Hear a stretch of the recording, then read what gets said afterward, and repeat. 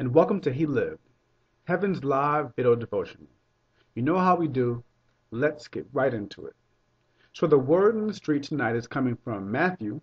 That's one of the Gospels, written by Matthew, chapter 7, verse 24. I'm going to give you just a second to get that.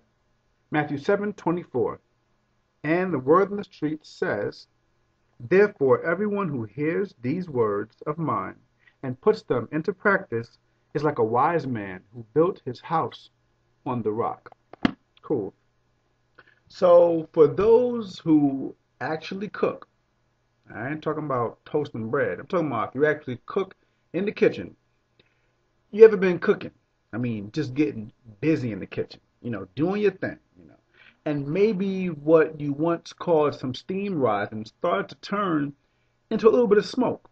Nothing big, but just a little bit of smoke. And the smoke detector comes on and starts ringing. It is loud, and it is most certainly annoying. And the only way to turn it off is to fan it. I mean, you grab the closest thing you can find. It might be a paper towel or maybe a rag or something, or maybe a piece of cardboard, something stiff. You can just fan it. You just fan in front of it, because removing the presence of the smoke from the area of the detector will turn off the smoke sensors and the ringing will stop. But they're connected to the system, and this system will alert the popos and the fire department at the same time. And this happens if that ringing doesn't stop. If the ring doesn't stop and it's never get fanned off, then, sure enough, the fire department, the police, and everybody will show up at your house, if that doesn't happen. And they'll just come to the source of the ringing. It's annoying when you cook sometimes because, you got to get your burn on. But it is pretty useful in a real emergency.